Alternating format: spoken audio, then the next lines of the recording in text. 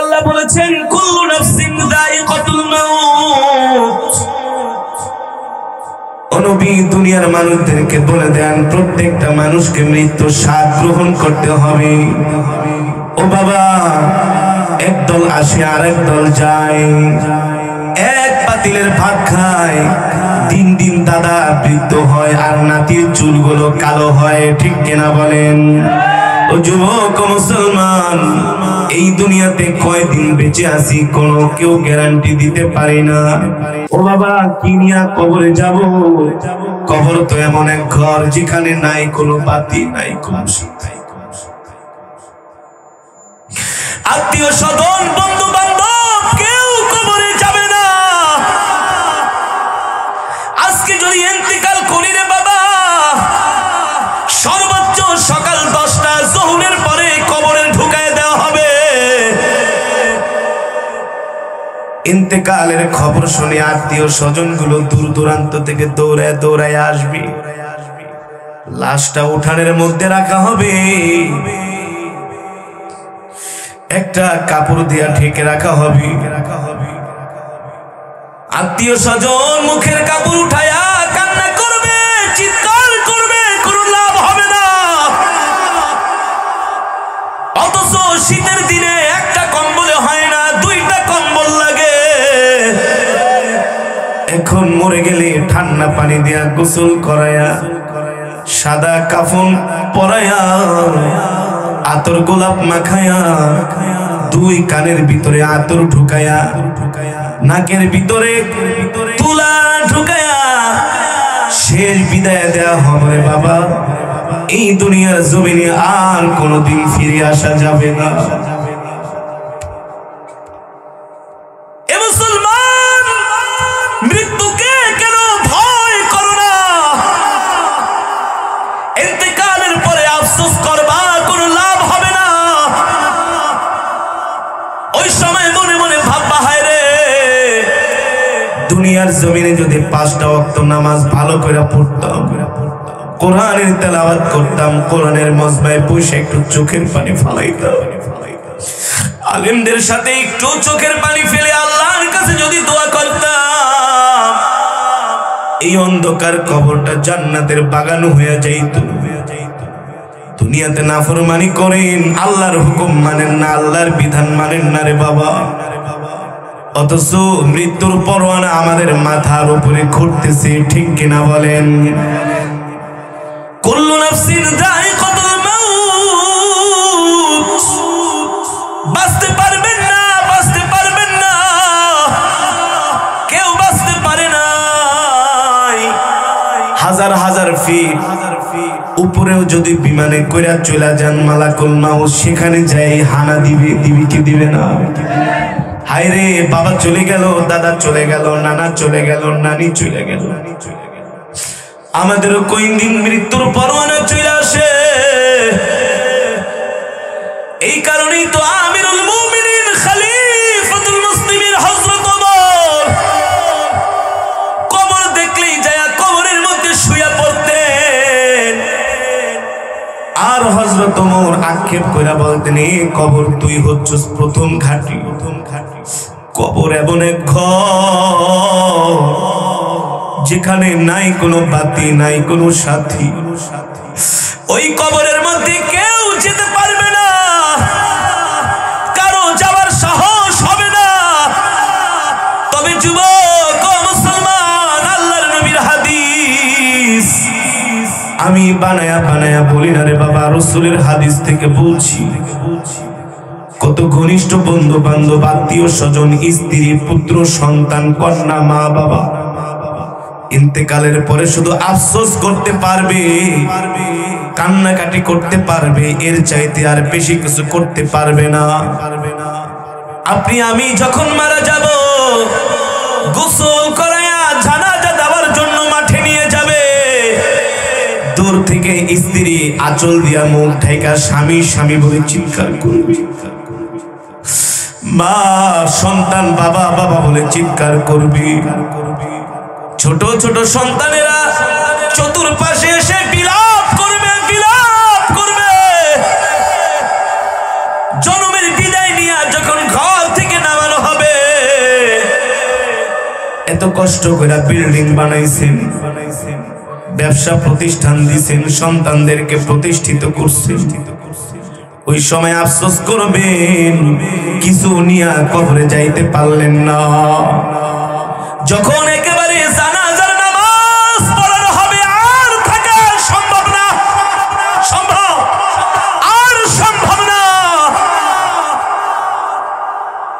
কবরের কাছে নিয়ে লাশটা রাখা হবে।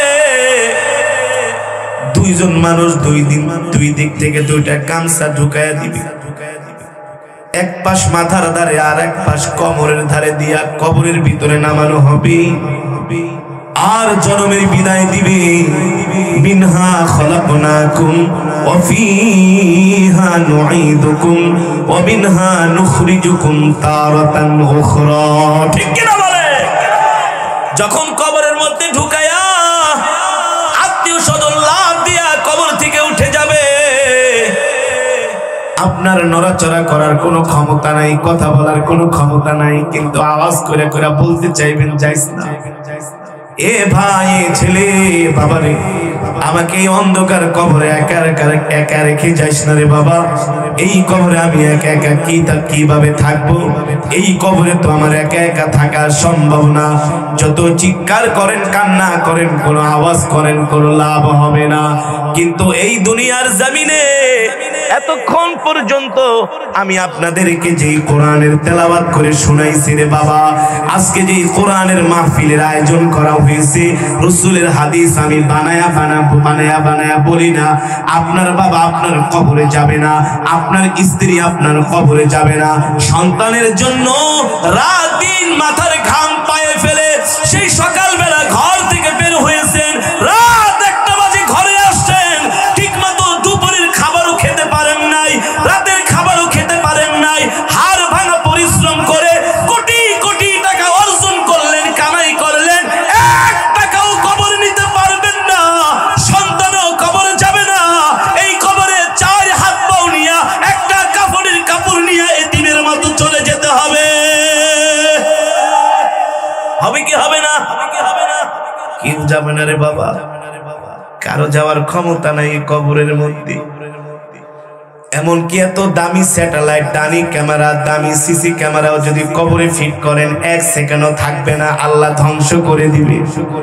ঠিক কিনা বলেন? কবর আপনাকে ডাকতেছে, আয় আয় আয়, দুনিয়াতে নাফরমানি করছো, মজা দেখাবো। কবরের মধ্যে সাপ যায় ওক পেতে বসে থাকবে, আয় আজকে জনমের মতো মজা দেখাবো। আল্লাহর সাথে নাফরমানি করছস, কোরআনের মজমায় আসুস নাই, কোরআনের বয়ান শুনুস নাই, কোরআনের তেলাওয়াত শুনুস নাই, খার বেকা কইরা চায়ের দোকানে বৈশা বৈশা চা খাইছস, সিগারেট খাইছস, কোরআনের বয়ান শুনুস নাই, কোরআনের প্রতি সম্মান প্রদর্শন করস নাই। আয় কবরের ভিতরে আয়, জনমের মজা দেখাবো। আর যদি আমল ভালো হয়, আল্লাহর সাথে সম্পর্ক হয়, কবর বলবে আসো আসো, আমি তোমার জন্য জান্নাতের বাগান হইয়া রেডি হয়ে আসি। আল্লাহু আকবার। রাসূলের হাদিস, আল্লাহর নবী বলেন, এই দুনিয়ার জমিনে সন্তান সন্ততি আত্মীয় স্বজন কেউ কবরে যাইতে পারবে না। তবে হ্যাঁ এই যে আমি আপনাদেরকে দীর্ঘক্ষণ সময়, এটা কি? আরো জোরে বলেন, এটা কি? ইদা উদিআল মাইতু ফি কবরিহি জাআল কুরআনু ইনদা রাসিহি। যারা দুনিয়ার জমিনে আল্লাহর কোরআনকে মহব্বত করবি, আল্লাহর কোরআনকে ভালোবাসবি, আল্লাহর কোরআন অনুযায়ী জীবনকে পরিচালনা করবি, এই কোরআনের তেলাওয়াত 2 কান দিয়ে শ্রবণ করবি আর চোখের পানি ফেলবে, আল্লাহর কাছে বলবে, মালিক জীবনে অনেক নাফরমানি করেছি, জীবনে অনেক অপরাধ করেছি গো আল্লাহ, কোরআনের তেলাওয়াত শুনতেছি, তুমি আমার গুনাহগুলো মাফ করে দাও। ও মালিক ওয়াদা করলাম আজকের পর থেকে কোনোদিন নামাজ ছেড়ে দেব না, ওয়াদা করলাম আজকের পর থেকে আর কোনোদিন মিথ্যা কথা বলবো না, ওয়াদা করলাম আজকের পর থেকে আর জিনা ব্যভিচার করব না, ওয়াদা করলাম আজকের পর থেকে মানুষের সম্পদ লুণ্ঠন করব না, ওয়াদা করলাম আজকের পর থেকে মানুষের উপর অত্যাচার করব না।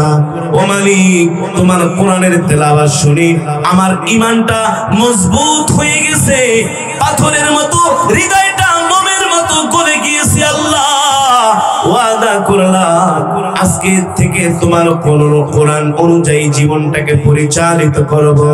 মুসলমান, একজন মানুষ যখন আল্লাহর কোরআনের তেলাওয়াত শুনে এই পণ করে আর এইভাবে আল্লাহর কাছে নিজেকে বিলায় দেয়, নিজেকে সঁপে দেয়, ওই বান্দা যখন ইন্তেকাল করে সরাসরি আল্লাহর কোরআন তার কবরে দেয়া সঙ্গী হয়ে যায়।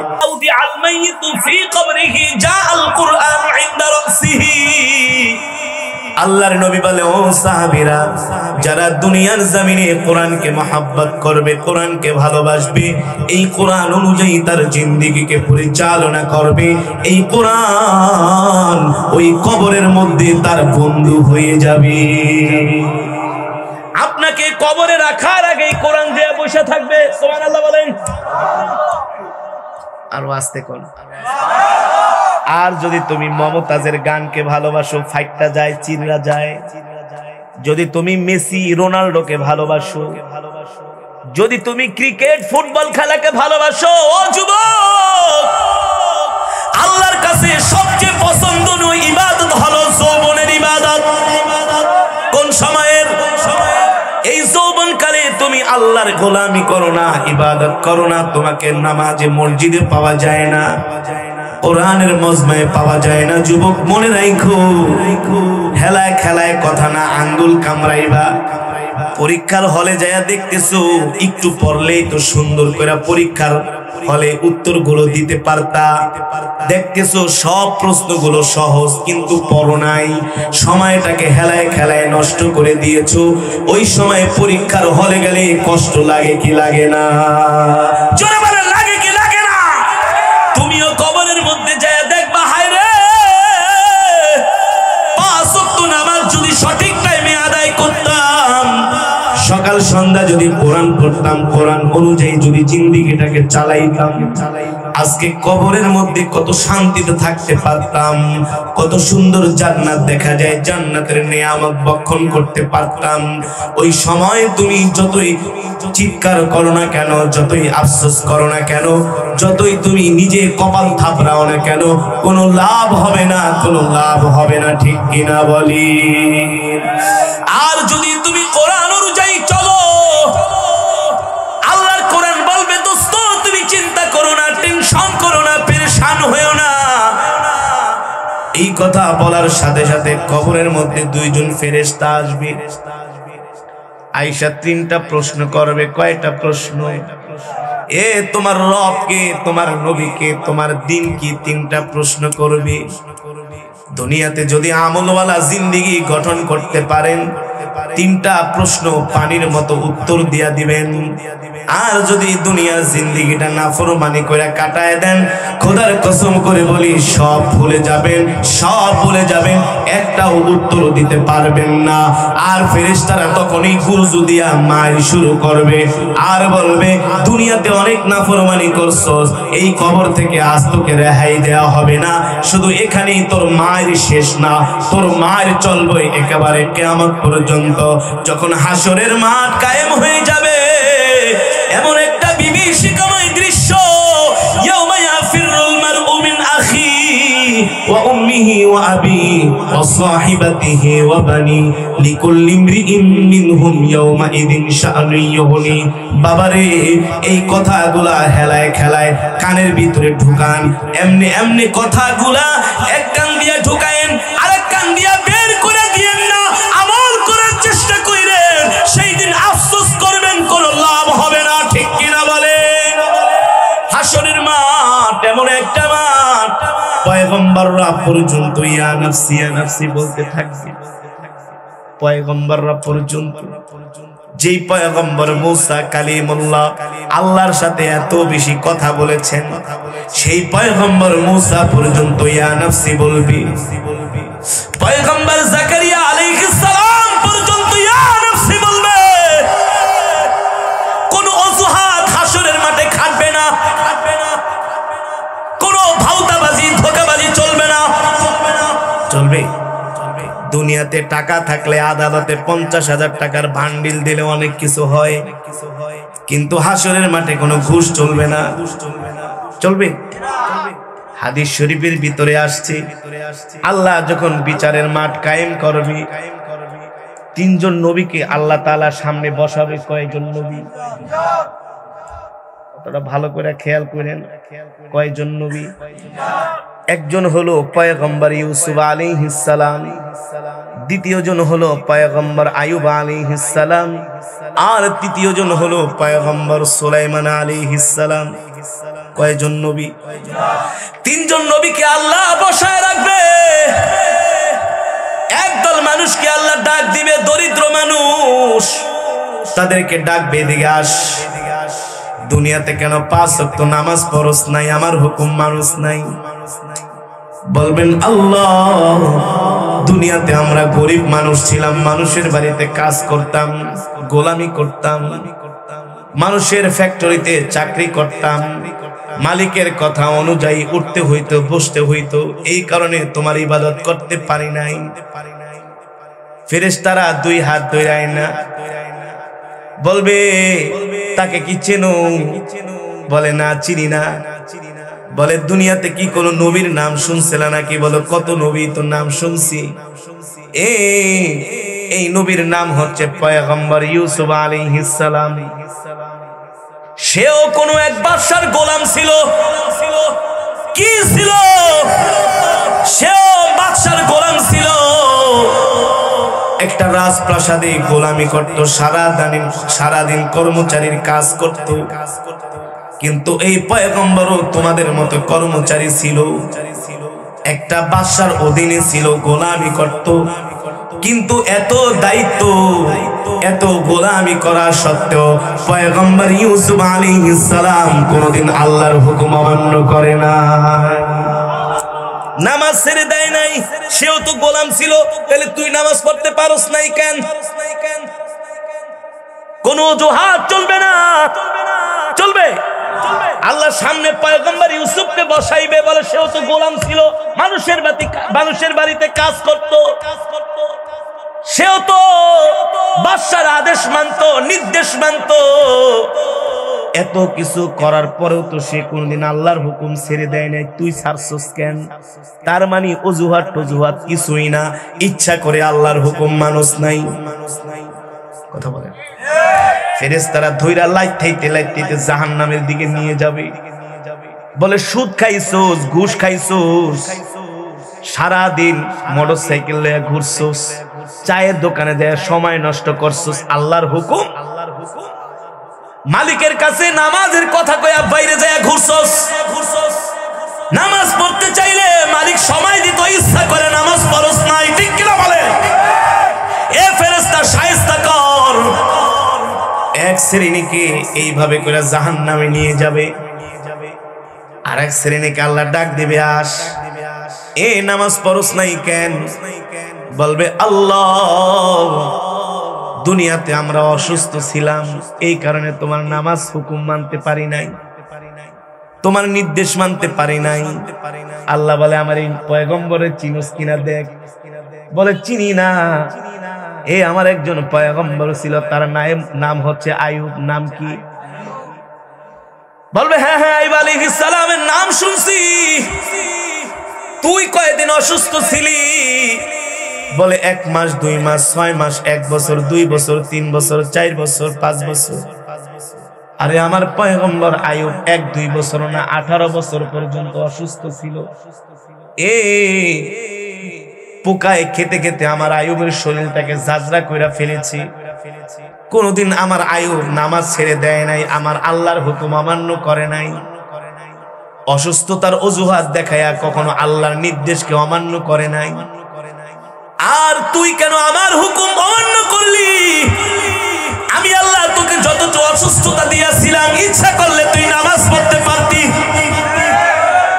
আমার হুকুম মানতে পারতি, ঠিক কিনা বলেন? আমার পয়গম্বর 18 বছর অসুস্থ ছিল, কোনোদিন আমার হুকুম একটাও অমান্য করে নাই। এ মিথ্যা কথার জায়গা পাস না, সলসা তরির জায়গা পাস না। আল্লাহ বলবে, এ ফেরেশতারা, এই অপরাধীকে ধইরা জাহান্নামের দিকে নিয়ে যাও। মিথ্যা কথা বলে হাসরের ময়দানে পার পাওয়া যাবে। যদি বলেন যাবে, আল্লাহ আরেকটা দলকে ডাকবে। এই দল হলো টাকা পয়সাওয়ালা দল, নেতা টাইপের। কি টাইপের? মন্ত্রী, এমপি, মিনিস্টার, প্রধানমন্ত্রী, চিটার, বাটপার, চোর, দুর্নীতিবাজ। এই বাটপার গুলারে ডাকবে, দিকে আয়। এক একটা শরীর নাদুস নুদুস। আল্লাহ বলবে, কি রে, দুনিয়াতে আমার হুকুম কেন মানুষ নাই? বলবে, আল্লাহ মন্ত্রী ছিলাম, এমপি ছিলাম, রাষ্ট্র চালাইছি, এত কাজের ব্যস্ততা, এত কাজের ব্যস্ততা, এই কারণে তোমার হুকুম আমি মানতে পারি নাই। আল্লাহ বলে, আমার এই পয়গম্বরের চিনুস কিনা? কি বলবে? বলে, চিনি না। এ আমার একজন পয়গম্বর ছিল দুনিয়ার জমিনে, যার কথা আমি আল্লাহ কোরআনেও বলেছি, ও দাউদ ওয়া সুলাইমান ওয়া আইয়ুব ওয়া ইউনুস ওয়া আইয়ুব ওয়া ইউনুস। এ আমার এই পয়গম্বরের নাম হচ্ছে সুলাইমান।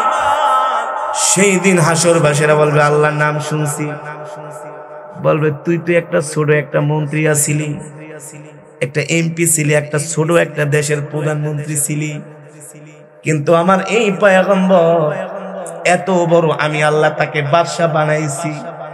তোরা তো শুধু মানুষের বাদশাহী করতি, আমার এই পয়গম্বর শুধু মানুষের বাদশাহী করতো না, পৃথিবীর জমিনে যত কুল কায়নাত আছে, কীট পতঙ্গ আছে, সবার ভাষা আমার পয়গম্বর সুলাইমান বুঝতো। ঠিক কিনা বলি? ঠিক কিনা বলে? তোরা তো শুধু একটা দেশের বাদশা ছিলি, আর আমার সুলাইমান ছিল তামাম পৃথিবীর বাদশা। পুরো পৃথিবী তিনি শাসন করতেন। পয়গম্বর সুলাইমানের কথা, সুলাইমান আলাইহিস সালামের কথা জিনেরাও বুঝতো, সাগরের মাছও বুঝতো। আল্লাহু আকবার। তুই কোন বেটা 2 টাকার মন্ত্রী, তুই বেটা কোন 1.5 টাকার এমপি মন্ত্রী, ফাইজলামি করার জায়গা পাস না, রাষ্ট্র চালাইতে যাই ইবাদত করতে পারস না, এটা ডাহা মিথ্যা কথা। তাই আমার পয়গম্বর কিভাবে রাষ্ট্র চালাইছে, আমার হুকুম মানছে, হিসাব দে, জবাব দে। ভাউতাবাজি যারা বলেন, আল্লাহ বলবে, আসলে রাষ্ট্র চালানো এটা কোনো অজুহাত না। সারাদিন শুধু ফুর্তি করে বেড়াইছস, অন্যের সম্পদ লুণ্ঠন করছস, ক্ষমতার দাপট দেখাইছস, মনে করছস কিছুই হবে না, আজকে কড়াই গন্ডায় হিসাব নিয়ে দেখাই দিব। আমার পয়গম্বর কিভাবে রাষ্ট্র চালাইছে, আমার হুকুম মানছে, তুই কেন পারস নাই, তুই কেন পারস নাই? 3টা সাক্ষী আল্লাহ একেবারে চোখের সামনে। বাটপারি করার কোন সুযোগ আছে? মিথ্যা কথার কোন সুযোগ আছে? কত বড় নেতা, মোড়ল, বিচারক, বাপরে বাপ, বাপ কি ক্ষমতা পায়া, মুখে দাড়ি নাই, নামাজ নাই, রোজা নাই, দিন নাই। কেন? হযরত ওমর কি শাসক ছিলেন না? প্রেসিডেন্ট ছিলেন না? আবু বকর, হযরতে ওসমান, হযরতে আলী প্রেসিডেন্ট ছিলেন না? তারা কি আল্লাহর হুকুম ছেড়ে দিয়েছে? আল্লাহ বলবে, আজকে তোদেরকে ছাড়া হবে না, এই অপরাধীদেরকে ধর, জাহান্নামে নে, শাস্তি দে, শাস্তি দে, কড়াই গন্ডায় হিসাব নিয়ে দেখাই দিব আমার হুকুম কেন মানুষ নাই। ঠিক কিনা বলে? রাগ করতেছেন? বানায় বলতেছি, কোরআন থেকে বলতেছি না? যে উদাহরণ দিলাম 3 জন পয়গম্বরের, মিথ্যা?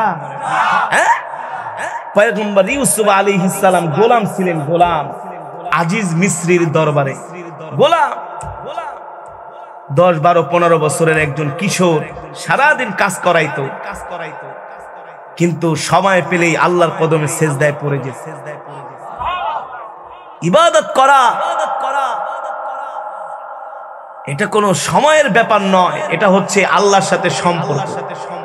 যার আল্লাহর সাথে সম্পর্ক আছে সে ইবাদত করার জন্য একটা সময় বের করে নেয়, ঠিক কিনা বলেন? সকালবেলা চলে যান কাজ করার জন্য, সারাদিন গাড়ি চালান, রিক্সা চালান। এ রিক্সাওয়ালা ভাই, জোহরের নামাজ পড়ছো? কয় হুজুর সারাদিন রিক্সা চালাইছি, সময় পাই না। এ বেটা, মিথ্যা কথা বলার জায়গা পাও না। সারাদিন 12 ঘন্টা রিক্সা চালাইছো, অথচ 5 ওয়াক্ত নামাজ পড়তে সর্বোচ্চ 1 ঘন্টা লাগে। 1 ঘন্টা আল্লাহর জন্য কোরবানি করে দিতা। রমজান মাসে রোজা রাখে না কি? হুজুর সারাদিন রিক্সা চালাই। সারাদিন তুই রিক্সা চালাবি কেন? রমজানের 1টা মাস আল্লাহর জন্য ওয়াকফ করে দাও, 11টা মাস নিজের পেটের জন্য চালাও, ঠিক কিনা বলে? আল্লাহ যুক্তি লজিকে হিসাব নিতে বাঁচা যাবে না, সাবধান করে দিলাম, বাঁচা যাবে না। ইয়াউমা ইয়াফিরুল মারউ মিন আখিহি ওয়া উম্মিহি ওয়া আবিহি ওয়া সাহিবাতিহি ওয়া বানিহি। এই সন্তান এসে বাবাকে বলবে, বাবা একটা নেক দাও। দুনিয়াতে আমার কোনো সন্তানই ছিল না। ইয়া নফসি ইয়া নফসি, নিজে বাঁচি। বিপদে পড়া দেখেন আসল জায়গায় কেউ কাউকে পরিচয় দিতে চায় না। এই দুনিয়াতে যদি দুনিয়াতে এই অবস্থা হয়, হাসরের মাঠে কতটা ভয়াবহ অবস্থা হতে পারে আল্লাহ ছাড়া কেউ জানে না, ঠিক কিনা বলি? ঠিক কিনা বলে? শয়তান দিনের মধ্যে বাসা বেঁধেছে, ঠিক কিনা বলে? সমাজের মেজরিটি পার্সেন্ট মানুষ নামাজ পড়ে না, আল্লাহর গোলামি করে না, মিথ্যা কথা বলে, মানুষের সম্পদ চুরি করে, দুর্নীতি করে, মানুষের উপর জুলুম করে, সব চোর নামাজ চুরি করে। নামাজের সময় মসজিদে পাওয়া যায় না। গরু খাওয়া মুসলমান, 6 নম্বর মুসলমান, ঠিক কিনা বলেন? মসজিদের মিনার থেকে আজান হচ্ছে, নামাজে আসো। আপনার নামাজ আপনি পড়েন, আমার ঈমান মজবুত আছে। গোড়ার ডিম আছে, 3 নাম্বার 1 একটা চিঠা, তোরে হাসরের মাঠে চরমভাবে শায়েস্তা করা হবে, ঠিক কিনা বলেন? হ্যাঁ, আল্লাহর সাথে ফাইজলামি না, আল্লাহর সাথে ধোঁকাবাজি। আজরাইল যখন আইসা পাড়া মেরা ধর্ম বুকের ভিতরে, বহুত বাটপারি করছস, চিটারি করছস, মিথ্যা কথা বলছস, কড়াই গন্ডায় হিসাব নেওয়া হবে। কোরআনের মজমায় ভালো লাগে না, 3 ঘন্টা বাংলা সিনেমা বেটকায়া চায়া দেখে খুব মজা লাগে। আমরা কার গোলাম? আরো জোরে বলেন, কার গোলাম? মুসলমান, যদি মনে করো কোরআনের তেলাওয়াত তোমার কাছে ভালো লাগে না, শয়তানের সাথে তোমার সম্পর্ক হয়ে গেছে। আর মনে রাখো, মইরা দেখো মায়ের কারে কয়, কত প্রকার ও কি কি। তোমার চাইতে আমার চাইতে কত শক্তিশালী মানুষ আল্লাহ ঠান্ডা করে দিয়েছে। আছে, বেঁচে আছে। যারা ইসলামের বিরুদ্ধে কথা বলে, দ্বীনের বিরুদ্ধে কথা বলে, তাদের অস্তিত্ব নাই। আল্লাহ অস্তিত্ব বিলীন করে দিয়েছে, ঠিক কিনা বলেন? এই দুনিয়া থেকে আমরা চিরদিন থাকতে পারবো? মরতে হবে কি হবে না? কি নিয়ে মরবেন? সারা জীবন খাইছেন বিড়ি সিগারেট, কইছেন মিথ্যা কথা, বিচার করতে যায় খাইছেন ঘুষ, নামাজও ঠিক মতো করেন নাই, সেকেন্ডে মিথ্যা কথা কইছেন, মানুষের সম্পদ মেরে খাইছেন। কি জবাব দিবেন? মরতে হবে, কেউ বাঁচতে পারে নাই, আমরাও বাঁচতে পারবো না, ঠিক কিনা বলেন? ইন্নামাল আমালু বিল খাওয়াতিম, রাসূলের হাদিস, শেষ আমলে আল্লাহর কাছে নির্ভরযোগ্য, ঠিক কিনা বলেন? শেষ আমলে আল্লাহর কাছে নির্ভরযোগ্য, তার মানে শেষ ভালো যার, সব ভালো তার। শেষ ভালো যার। দেখেন না গজব কিভাবে আসে। আইছিল করোনা, এখন হয়ে গেছে অমিক্রন, আবার আইছে নিউ কোপ। এমন কোপ দিব বাঁচতে পারবেন না, এমন কোপ দিবে বাঁচতে পারবেন না।